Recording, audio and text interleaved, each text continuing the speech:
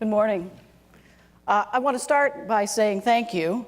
As Brett said, I grew up on the content side, and I realize that most of you in this room, especially the ones who work in broadcasting, are the reason that those newscasts that I was producing back in the early 90s actually reached an audience.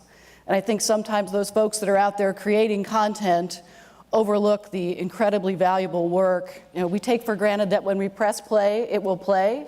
So I want to start by saying thank you, because everything that's produced and the content that we're going to talk about today can't get anywhere without the creation of these pipes, the maintenance of these pipes, and the networks that they go out across. A little bit quickly about, no background. That's not exactly the way that slide's supposed to work, but we'll work through it. These are a couple of slides that talk about the work that we do. Just to give you a little bit of background, Frank Magid Associates is really focused on the consumer. We started out focused on the local broadcasting consumer about 60 years ago. Mr. Magid was a sociology professor, and back before consumer research was a thing, he said, hey, why don't we, this new thing called television, why don't we go out and talk to people and see what they might want?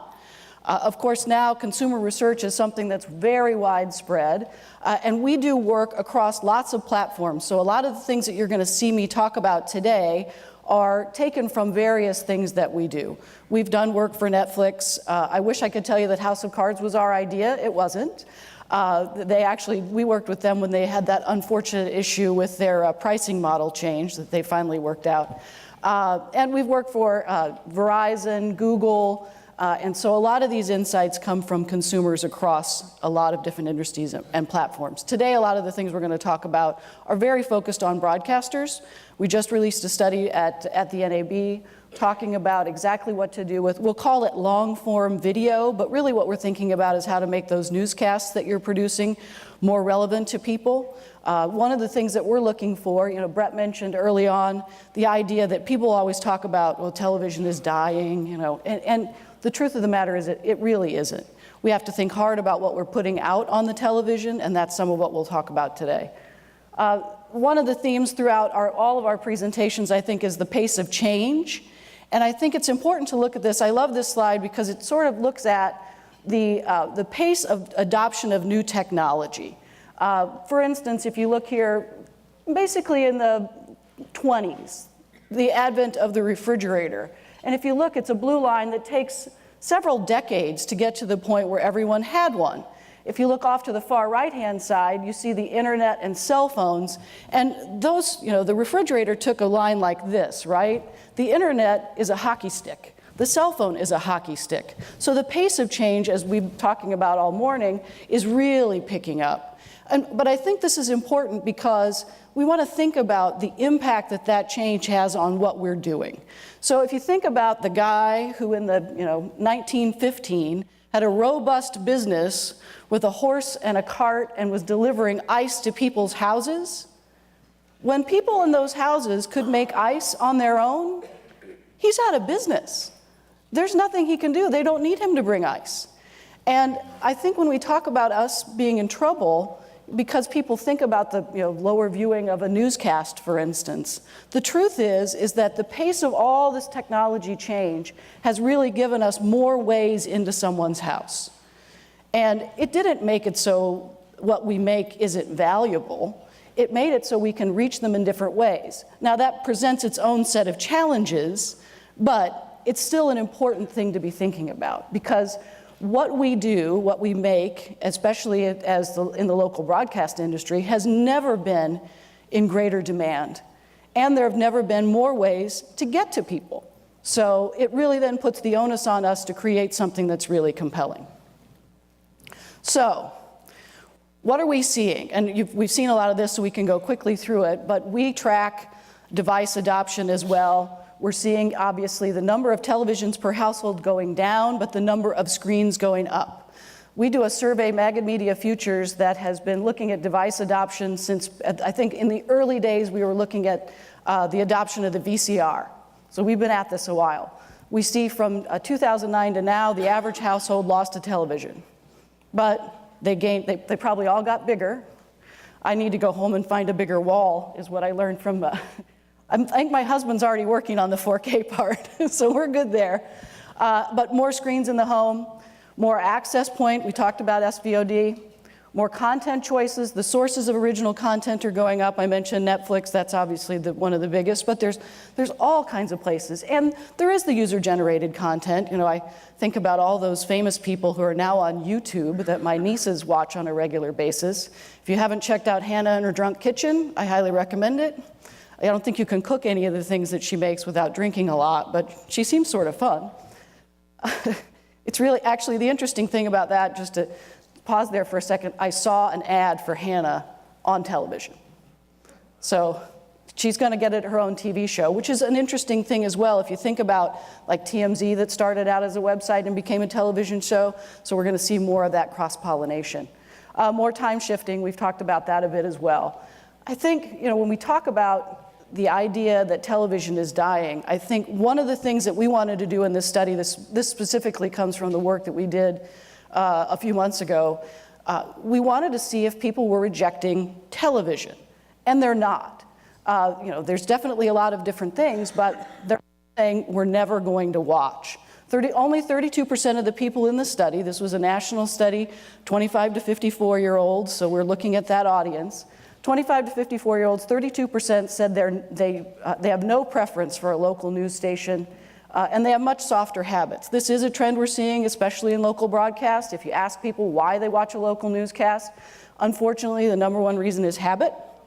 That's not a really compelling reason. We want them to keep the habit, but we'd like them to say things that make us feel like they're finding something that's really valuable. Only 14% of the people we polled said that they have abandoned local TV news at all. And only half of those people say they won't come back. Interestingly enough, it's the older folks, so the people who are in the back half of that 25 to 54-year-old demo, who have made the decision that that's not something that they need. So we still have an opportunity with younger folks. It's really about communicating the value of what we're doing. So what drives more viewership? Stronger content, the people, and access. We've talked a lot about access. It's so critical. And again, I think the most important thing is that people have more access. So there's more opportunity for us. So let's talk about who the audience is. We've mentioned the millennials already this morning. It's interesting because we have done generational research around millennials for the past 10 to 12 years. And so when we first started talking about millennials, they were kids. They're not kids anymore. You know, I think we tend to think of it as younger people because a lot of them, your kids are millennials. But they're not young people anymore. They're 19 to 38 years old. 42% of millennials are already parents. 28% are what we call stable, which means that they have graduated, they've gotten a job, hopefully they're no longer living in your basement. It's funny when we first started talking about millennials, and I would say to a room like this, so what we're seeing in this millennial thing is that they're more likely to move home. And everyone would go, oh. It happened, didn't it? They have a unique mindset. They have a really high expectation of customization. If you think about it, these are the kids that grew up in AYSO soccer. Everybody got a trophy. They had Nickelodeon, their own network. When I was a kid, we watched the independent station that had I Love Lucy reruns. They've had their own networks. They've had all these things that have been customized to them, and so they expect that now. That's a key demand. And they're, as I said earlier, they are a key part of the demo, and they're growing.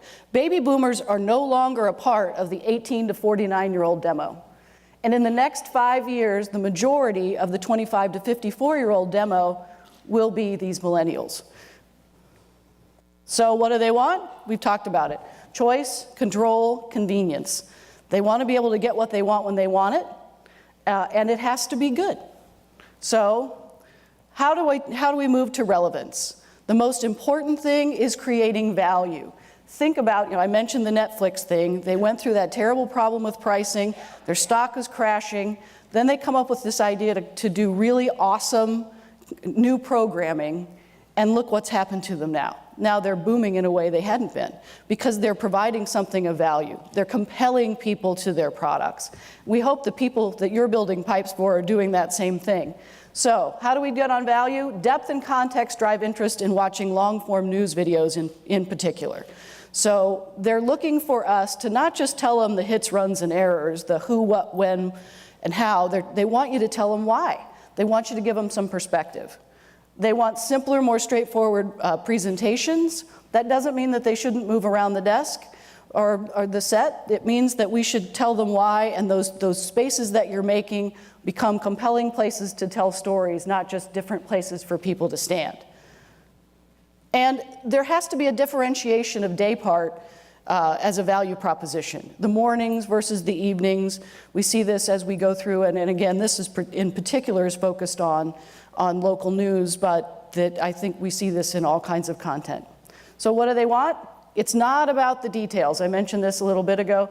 52% of boomers say, what is the real value of a news story? The details. Millennials say only 38%. Don't go back and tell them we don't need any more details.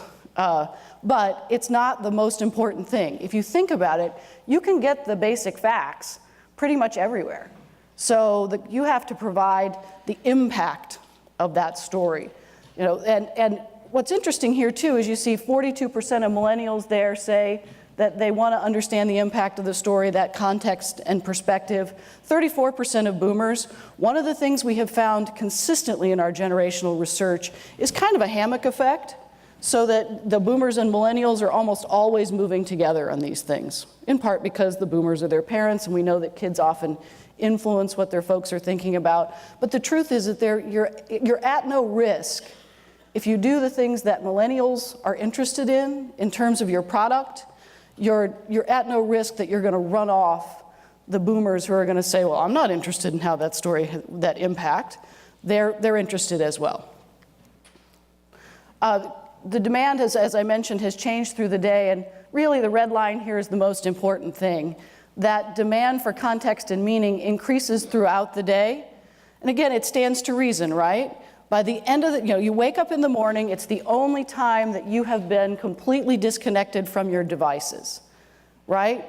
You haven't been checking your email, you haven't been getting updates from CNN on a regular basis.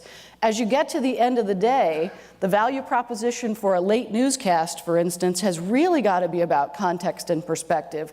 More and more in our research, we're asking people why, because we see those newscast numbers going down, the viewing numbers late at night.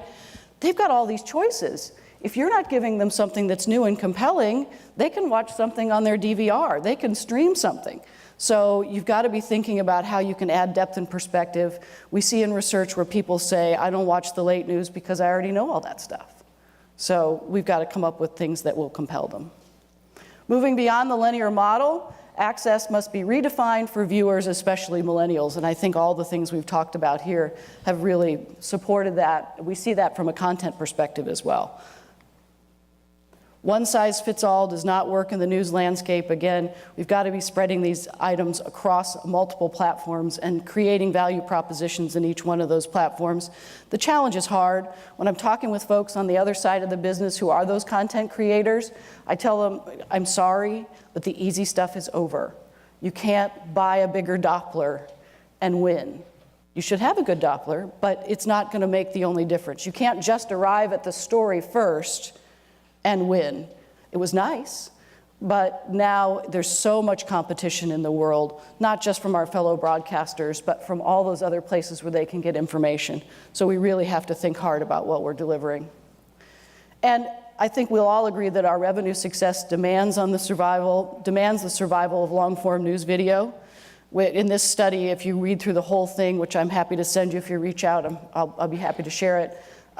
We talk about it as long-form news video instead of thinking about newscasts, because those newscasts are critical, but we want to create an audience for those things in other places.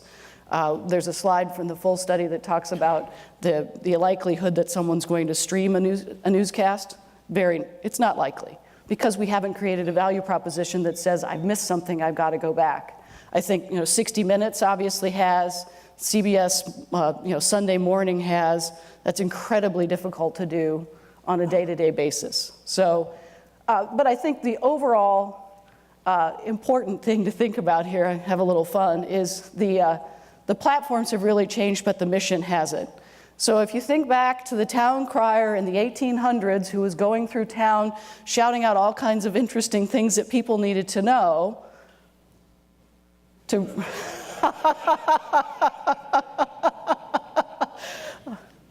to the iPad. The mission hasn't changed, and what we make has not changed.